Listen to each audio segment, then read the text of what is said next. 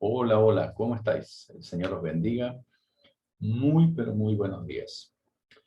Nuevamente por aquí, con nuestros vídeos que tienen una particularidad.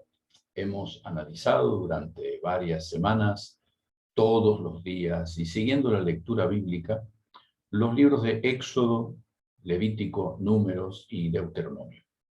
La idea en aquel momento era la de traer y actualizar lo que la Escritura enseña y extraer de ahí los principios bíblicos que ayudan a nuestra vida espiritual. No vamos a hacer lo mismo con los libros que estudiaremos de aquí en adelante. Es decir, los primeros 5 libros de la Biblia los llamamos los, eh, los libros del Pentateuco, la ley de Moisés. Y a partir del libro de Josué, el número 6, cronológicamente en la Biblia, el libro de Josué inicia toda una serie de libros históricos que van, lógicamente, desde Josué en adelante. Después tenemos también libros poéticos, libros proféticos, pero particularmente ahora iniciamos con los libros históricos, motivo por el cual, en lugar de estar analizando capítulo por capítulo, lo cual sería no solo tedioso en algunos momentos, sino que particularmente quiero poder extraer de estos capítulos de Josué, ¿sí? Algunos principios bíblicos que nos irán sirviendo para acompañar la lectura que tenemos como iglesia en este tiempo. Claramente, cuando pensamos en la persona de Josué, lo primero que nos viene a la mente es el versículo muy conocido de Josué 1:9, mira que te mando que te esfuerces y que seas valiente, no temas ni desmayes porque Jehová tu Dios estará contigo donde quiera que vayas. Y esta es claro, una afirmación de Dios para Josué. No le dice eso a Moisés, no le dice eso a David, ni al apóstol Pablo, ni a eso. Es algo que Dios le dijo a Josué. ¿Y por qué le dijo esto a Josué? Se lo repite en el versículo, lo dice el versículo 6 y lo repite en el 7, en el 9 y en el 18. Lo repite 4 veces en el capítulo 1 del libro de Josué. ¿Sí? Y es interesante que después de una serie de batallas y victorias que el pueblo de Israel obtiene con Josué como líder, en el capítulo 10, ahí nos encontramos con que es el mismo Josué quien dice a los hombres de Israel que no teman y que se esfuercen y sean valientes. Es decir, Josué indudablemente aprendió lo que Dios le dijo y ahora está en condiciones de poder decirlo a los demás. Ahora, yo quisiera detenerme en algunos detalles de el libro de Josué, y claramente hablo específicamente de los primeros capítulos. No voy a analizar todo el libro, lo vamos a ir siguiendo, sí, en la lectura cotidiana, y este domingo la primera parte de Josué y la segunda parte la vamos a ver el próximo domingo, ¿sí? Pero quisiera ver algunos detallecitos, ¿sí?, que nos ayudarán a ubicarnos un poco en la vida de Josué. Y dice el versículo 17 del capítulo 3 del libro de Josué, algo muy interesante para nosotros. Dice lo siguiente, es decir, pongámonos en la situación de la cual estamos hablando. Israel ya había pasado los 40 años en el desierto, ya estaban por entrar en la tierra prometida, ya habían pasado por el Mar Rojo y ahora tenían delante de ellos el río Jordán y tenían que tomar posesión las 10 tribus y media del otro lado del río Jordán. 2 tribus y media la habían ya obtenido en la parte oriental del río Jordán. Ahora los otros tenían que ir hacia el mar Mediterráneo y tomar posesión. Lo que tenía que hacer Israel ahora era solamente cruzar el río Jordán. Es decir, solamente tengamos en cuenta que no había puentes en esa época, los puentes fueron inventados por los romanos varios siglos después, ¿sí? no tenían cómo cruzar el puente, el río, y la única forma que podían haberlo cruzado era esperar que el río se seque, ¿sí?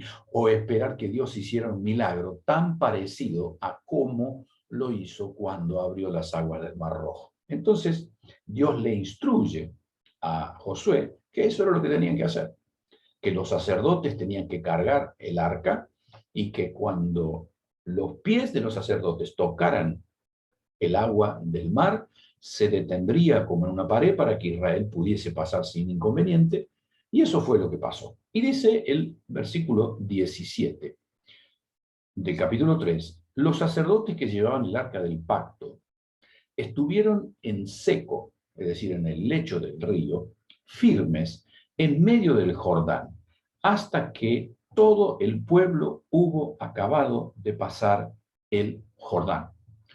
Y esto, leído así, puede, ok, pero aquí hay una verdad espiritual muy profunda, que nos deja este hombre que, como vosotros veis ahí, yo le he llamado el siervo que supo ser líder. ¿Por qué? Porque Josué estuvo 40 años, así como Moisés sirvió 40 años en la casa de su suegro, Jetro, Josué estuvo 40 años sirviendo a los pies de Moisés. Por eso, Josué es el siervo que supo ser líder. Continuó con la misma perspectiva de siervo, aun cuando fue líder. Algo que tristemente los seres humanos aprendemos muy poco, muy poco. Pero regresando un poquito a lo que a los sacerdotes se les había ordenado, ellos debían ir primero, ellos, llegar hasta el lecho del río y allí estar firmes. Y esto me hace pensar un poco en la tarea que tenemos los líderes dentro de la iglesia. Nosotros tenemos que necesariamente ir con nuestra propia vida, dar testimonio con nuestra propia vida de que lo que dice la Biblia es la verdad, y estar ahí y permanecer en el lecho del río, y cuando vengan las olas para tumbarnos, tenemos que tratar de permanecer en pie. ¿Por qué? Porque es la única forma que el pueblo va a pasar. Nuestras vidas son todo un testimonio para aquellos que nos siguen. Y cuando nuestras vidas tambalean, claramente todo lo que nosotros podemos enseñar y podemos transmitir también se tambalea. En el capítulo 5 dice el versículo 10 algo muy interesante. Celebran la Pascua una vez que cruzaron el río Jordán. Dice, los hijos de Israel acamparon en Gilgal y celebraron la Pascua a los 14 días del mes, por la tarde en los llanos de Jericó. Al otro día de la Pascua, comieron del fruto de la tierra los panes sin levadura y en el mismo día espigas tostadas. Y el maná cesó.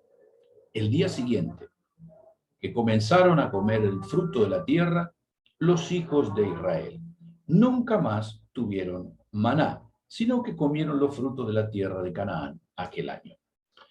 Y esto nos hace también tener un poquito de atención sobre momentos en los cuales Dios tiene una cierta predisposición a mimarnos, por así decir, a que podamos tener un tiempo de libertad. El maná cesó justamente en el momento en que Israel tenía la posibilidad de poder comenzar a labrar la tierra. Esto no es casualidad. Esto no es casualidad. Es lo que hacemos, por ejemplo, los padres. Cuando nuestros hijos son jóvenes, son adolescentes, ¿qué hacemos? Les cubrimos los estudios, les damos de comer, les damos esto, les damos lo otro. Cuando terminan la universidad, de pronto el colegio, ¿qué hacemos? Les ayudamos un tiempo. Cuando empiezan a cobrar su sueldo, ya nuestra tarea es retirarnos. ¿Por qué? Porque ya cumplimos esa parte. Ahora Israel, para poder comer, debería trabajar. Y esto es algo pero muy interesante, porque mientras Israel no tuvo oportunidad de trabajar, Dios le dio el maná. Pero en el momento que Israel tuvo capacidad para trabajar, Dios dejó de darle el maná. Esto también es un principio espiritual que nosotros como cristianos debemos necesariamente adaptar para nuestra vida y tomarlo así. ¿Por qué? Porque hay ciertas cosas que Dios nos va a ayudar para que las hagamos. Y otras cosas en las cuales Dios literalmente nos dice, esto tienes que hacerlo tú. Esto tienes que hacerlo tú. Un ejemplo banal, ¿sí? Si de pronto yo me siento atraído por el juego, ¿sí? Ok. Yo oro a Dios y le digo, Señor, yo no quiero ceder frente a esta tentación del juego. Y Dios me dice, perfecto, estoy totalmente de acuerdo, pero ni se te ocurra ir a un casino, ni se te ocurra meterte en una sala de esta donde están las maquinitas, ¿sí? Que tragan moneda. No, porque si te metes ahí, no cuentes con mi ayuda. Yo te voy a ayudar, sí, pero tú vas a hacer lo que yo te digo. Y aquí está. El principio está muy claro y por eso se enseña que no debemos esperar provisiones por medios extraordinarios cuando hemos sido dotados para conseguirlo por otros medios. Por eso Dios, como sabio, conoce bien nuestras necesidades y en base a eso nos da, no para nuestros caprichos, sino para nuestras necesidades. ¿Sí? Os dejo aquí y probablemente el día de mañana o el día domingo, el lunes, seguiremos viendo algunos detalles de estas preciosas enseñanzas que nos trae el libro de Josué, como bien lo digo aquí, el siervo que supo ser líder. El Señor te bendiga. Gracias por acompañarnos.